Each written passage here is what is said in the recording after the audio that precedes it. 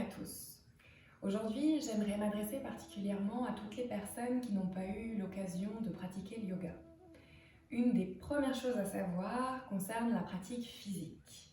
Lorsque vous allez dans un studio ou vous faites un cours avec un professeur, vous êtes en fait dans la pratique des asanas, des postures. Mais ça ne se résume pas au yoga, puisqu'il y a bien d'autres facettes, comme par exemple le pranayama, l'exercice de respiration, la méditation, l'ayurveda ou encore la philosophie, pour connaître un peu plus sur soi et sur les autres. Il existe de nombreux styles de yoga qui peuvent tous être très différents et correspondre à vos différentes personnalités et à vos différentes attentes. La deuxième chose à savoir, c'est que le yoga est ouvert à tous. Les enfants peuvent faire volontiers du yoga, les personnes âgées, mais aussi les femmes enceintes. Certains d'entre nous peuvent avoir des douleurs chroniques ou des douleurs passagères. On peut tout à fait adapter la posture et les séquences sur une partie du corps, comme par exemple les épaules, le dos, le bassin ou encore les jambes.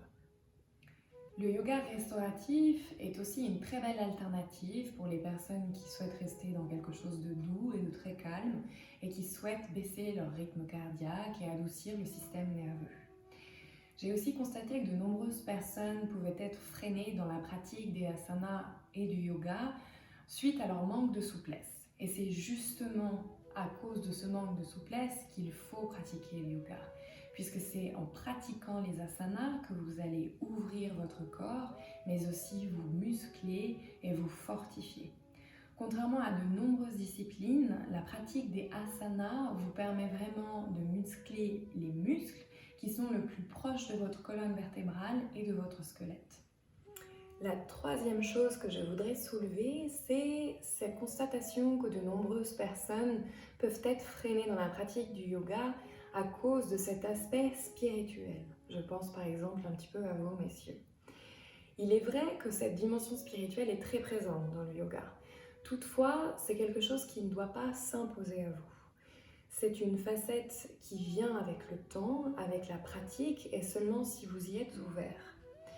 Si vous ne souhaitez pas avoir cet aspect spirituel pour le moment dans la pratique ou dans votre vie en général, vous pouvez peut-être tout simplement vous inspirer des concepts philosophiques du yoga qui vont par exemple vous initier à notre connaissance de l'ego, de notre jugement, quelles sont nos addictions et pourquoi, comment je réagis avec mon environnement, quels sont les gens qui m'entourent.